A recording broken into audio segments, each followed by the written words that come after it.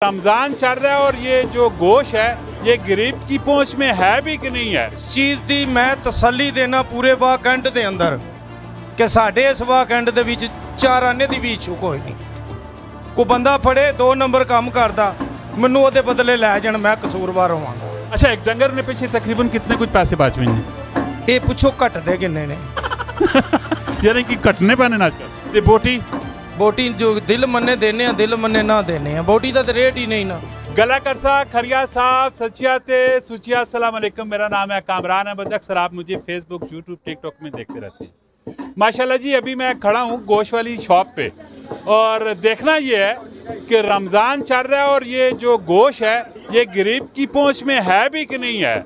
और ये गोश्त जो होता है इसमें क्या टेक्निक होती है, इसका वेट किस तरह ऊपर किया जाता है, किस तरह कम किया जाता है, किस तरह कीमा देते हैं, किस तरह बोटी देते हैं, किस तरह हड्डी का देते हैं, जरा नाल मारने हैं गपशप।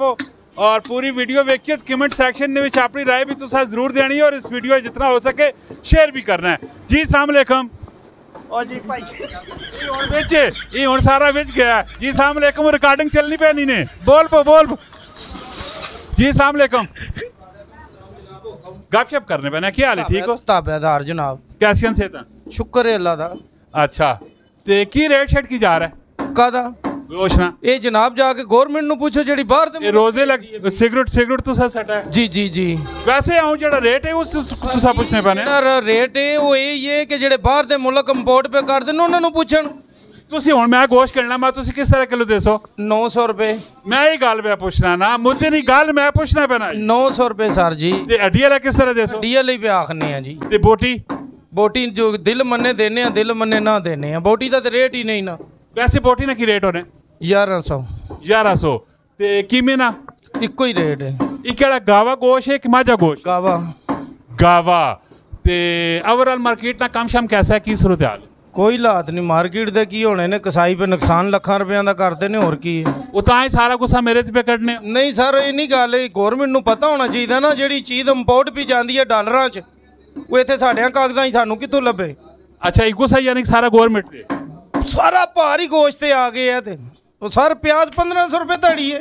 वो फिर सब्जी से भार आया, गोश्त नहीं आया पे नाल सब्जी ते भी भार आए, और किसी चीज़ ते की आउणा है? और किस ते भार आया पे? जेड़ा मजदूरदार है ਉਹਦੇ ਤੇ ਭਾਰ है भाई जी। तो ਤੁਹਾਡੇ ਸਾਡੇ ਤੇ ਕਾਹਦਾ ਭਾਰ है?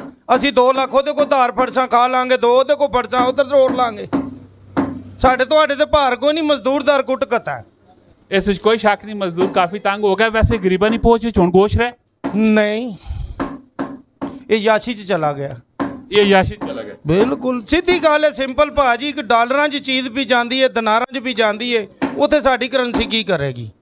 अच्छा, ये मैं तुसी दसो कि चलो हुकूमती मामलात जरा छोड़ के आखने पैने, ये गोश्त ना वेट शेट जरा आखने की ज्यादा करना पैना है। कोई रागो नहीं, पूरा माइक आवे ना मुँह माइक आवे। चीज़ की मैं तसल्ली देना पूरे वाकंड के अंदर कि साढ़े इस वाकंड के विच 4 आने की भी इच्छू कोई नहीं।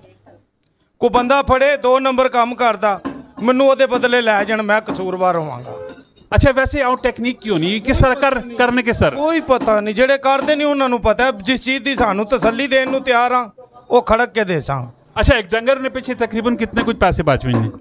ये पुछो घटते किन्ने ने यानी कि घटने पैने आजकल जी। मैं 37 तो 38 लाख रुपए पिछले 4 महीने च नुकसान कर बैठा शादी हालां दे गोश दे के। शादी हाला नहीं वजह तो वो सारे नुकसान क्या, वो पैसे ने पे देने? नुकसान सर जी पैसे वो देंदे ने। बहरहाल हुण तुसीं डॉलर लैके खलोते हो, मैं अपने कागज़ लैके खलोते, मैनू कित्थों लभे? अच्छा, माशाल्लाह जी, काफ़ी गल्लां पिछा बहुत सारिया लम्बियां चलिया विंसन। हुण इन्हां को लेकर आखिरी सवाल पूछने हैं तो उसके बाद वीडियो क्लोज करने हैं। ये तो सारा थोड़ी जी हुई है, गपशप भी हुई है, और कोई अगर मसला मसाइल तो वीडियो से अपलोड ना करा। ओ सर जी, कोई मसला मसाइल नहीं जनाब। तुहाडे ना वाकंड दे अंदर 2 नंबर गोश्त है, ना कोई पानी का इशू है, ना कोई और इशू है। तो सर इजाज़त है? मैं नौकर ताबेदार, कोई ऐसा मसला नहीं। माशाल्लाह जी, भाई और आ रेडी थे 3 नंबर बैरियल ते बैठे पे और गोश्त ना काम पे करने, और गोश्त ना आखन कि पूरे टैक्सलावा कैंट ने मेरे नाल ना गोश्त कोई भी नहीं मिलना है। सारे कसाई गोश्त बदिया करते हैं।